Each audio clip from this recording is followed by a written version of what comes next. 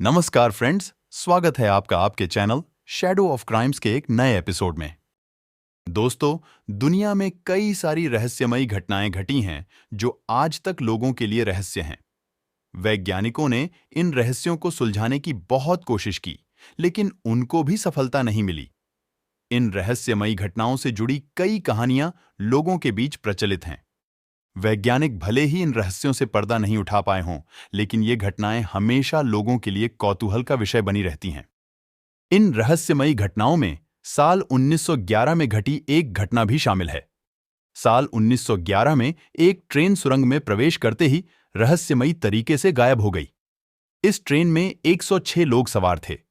सुरंग में गायब हुई ट्रेन का आज तक पता नहीं चल पाया है कि आखिर कहां लापता हो गई।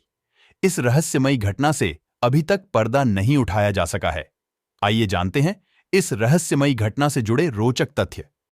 आज की कहानी शुरू करने से पहले please like this video and subscribe this channel. तो दोस्तों, यह घटना है 14 जुलाई 1911 की, और यह रहस्यमयी घटना घटित हुई थी इटली की राजधानी रोम शहर में। घटना के कुछ दिन पहले से इटली की जेनेटी रेलवे कंपनी ने एक नई पर्यटक ट्रेन की पहली यात्रा के लिए एक महत्वपूर्ण विज्ञापन अभियान चलाया था, जो यात्रियों को शानदार और खूबसूरत इलाकों से गुजरते हुए राजधानी रोम से मिलान तक ले जाएगा। Lazio, Umbria, Tuscany, Emilia Romagna और लोम्बार्डी ये इस ट्रेन के स्टॉप्स थे। एमिलिया और लोम्बार्डी के बीच ट्रेन को करीब 1 किलोमीटर लंबी सुरंग से गुजरना था, जो उस समय किसी पहाड़ में खोदी गई अब तक की सबसे लंबी सुरंग मानी जाती थी। पहली यात्रा के लिए जेनेटी कंपनी ने स्थानीय उच्च वर्ग के 100 यात्रियों और रेलवे कंपनी के कुछ परिवारों के सदस्यों का चयन किया था। उनके साथ 6 अन्य लोग भी थे, जिनमें ट्रेन ड्राइवर और ऑन बोर्ड स्टाफ शामिल थे। ट्रेन अपने मार्ग पर धीरे धीरे आगे बढ़ रही थी, ताकि यात्रियों को वायलिन वादन, मनमोहक व्यंजन, शैंपेन और मनोरंजन के साथ साथ बाहर के सुंदर दृश्य का पूरा आनंद मिल सके। सब कुछ ठीक चल रहा था और कुछ ही घंटों में ट्रेन सुरंग पर पहुंच गई। नई ट्रेन को उस विलक्षण सुरंग से, जिसका उपयोग पहले से ही अन्य ट्रेनों द्वारा किया जा चुका था, उससे गुजरते हुए देखने के लिए प्रवेश और निकास दोनों पर थोड़ी भीड़ थी। उपस्थित लोगों के हर्षोल्लास के बीच ट्रेन निकट आ गई, और एक बार जब यह पूरी तरह से पहाड़ के अंधेरे में प्रवेश कर गई तो फिर कभी बाहर नहीं निकली। उसकी प्रतीक्षा कर रही भीड़ ने उसे कभी बाहर आते नहीं देखा। उपस्थित लोग लंबे समय तक ट्रेन के सुरंग से बाहर आने की प्रतीक्षा कर रहे थे।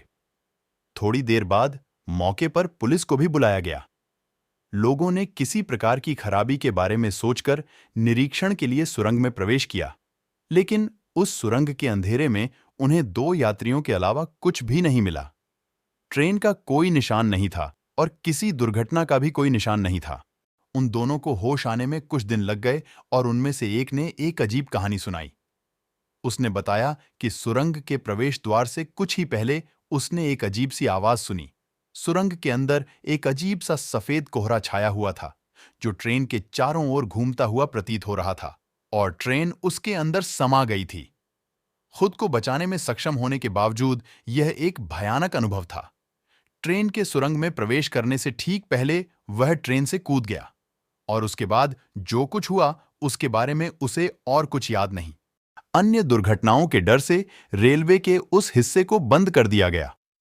जेनेटी रेलवे कंपनी ने अपने कई संसाधन घटना की जांच में इस्तेमाल किए, क्योंकि कंपनी का भविष्य और विश्वसनीयता खतरे में थी। लेकिन यह रहस्यमयी घटना आखिर तक अनसुलझी ही रही। द्वितीय विश्व युद्ध के एक हवाई बमबारी के दौरान सुरंग तक पहुंचने का रास्ता पूरी तरह से अवरुद्ध हो गया, जिससे आगे की जांच नहीं हो सकी। बिल्कुल नई जेनेटी पर्यटक ट्रेन, 104 यात्री और उनके गायब होने की यादें समय के साथ खो गईं। लेकिन उनका क्या हुआ? यदि यात्री उच्च मध्यम वर्ग से थे, तो क्या यह संभव है कि किसी ने, यहां तक कि प्रेस ने भी, कभी प्रश्न नहीं पूछा होगा? फिर वो 2 गवाह और उनके रहस्यमय बयान, लेकिन सबसे बढ़कर एक पूरी ट्रेन जो हवा में गायब हो जाती है। दशकों बाद ऐसे दस्तावेज मिले जिसमें मैक्सिको की एक डॉक्टर ने दावा किया था कि 1800 के दशक में मतलब घटना के लगभग 100 साल पहले मैक्सिकन राजधानी के मनोरोग अस्पताल में 104 इटालियंस को भर्ती कराया गया था। वे सभी अनाप शनाप बोल रहे थे। सभी एक ट्रेन के बारे में बात कर रहे थे और दावा कर रहे थे कि वे उस ट्रेन से ही मैक्सिको पहुंचे हैं। इटली से मैक्सिको की दूरी 10,000 किलोमीटर से भी ज्यादा है। इसके अलावा ये दोनों देश शक्तिशाली अटलांटिक महासागर द्वारा विभाजित हैं। तो यह लगभग असंभव लगता है। उन गायब हुए 104 लोगों के बारे में केवल एक मैक्सिकन डॉक्टर का नोट मौजूद है, मगर जो ट्रेन गायब हुई थी वो कहाँ गई? वह ट्रेन कभी किसी को नहीं मिली। क्या उसने अपने यात्रियों को उतार दिया और फिर समय और स्थान में अकेले भटकना शुरू कर दिया? साल 1955 में इस गायब हुई ट्रेन को फिर से देखे जाने का दावा किया गया था। एक स्टेशन मास्टर अपनी नाइट शिफ्ट खत्म करके अपने कमरे में जा रहे थे, क्योंकि अब रात के समय कोई ट्रेन नहीं आने वाली थी। लेकिन उसे ट्रेन का हॉर्न सुनाई दिया। वह बाहर आया और देखा कि एक ट्रेन बिना किसी यात्री के धीरे धीरे स्टेशन में प्रवेश कर रही है।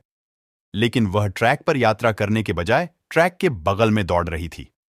वह हकीकत में है या नहीं, इसकी जांच करने से पहले ही ट्रेन गायब हो गई। वैज्ञानिकों का कहना है कि जब ट्रेन सुरंग से गुजरी होगी तो वे सुरंग के अंदर एक टाइम ट्रैवल लूप में गिर गई होगी। यह ट्रेन को पृथ्वी के चौथे आयाम की यात्रा की ओर ले जाता है, जो लगातार अतीत और भविष्य की यात्रा करती है, लेकिन वर्तमान में आने में सक्षम नहीं हो पाती है। कुछ साइंस फिक्शन फिल्मों में पृथ्वी का चौथा आयाम दिखाया जाता है। इसे अक्सर टाइम लूप के रूप में जाना जाता है। सुरंग अब वहां नहीं है, क्योंकि इस घटना के बाद इसे बंद किया गया था। लेकिन प्रथम विश्व युद्ध के दौरान इस सुरंग पर बमबारी की गई और उसी में सुरंग नष्ट हो गई। ये एक कोई काल्पनिक कहानी हो सकती है या कोई सच्ची घटना भी हो सकती है। कई लोग इसे एक कहानी मानते हैं। आपको इस घटना के बारे में क्या लगता है, हमें कमेंट करके जरूर बताएं। आज की कहानी में बस इतना ही। आपको कहानी कैसी लगी, हमें कमेंट करके जरूर बताएं। ऐसी ही और कहानियां सुनने के लिए please like and subscribe this channel. मिलते हैं अगले वीडियो में एक नई कहानी के साथ। तब तक के लिए नमस्कार।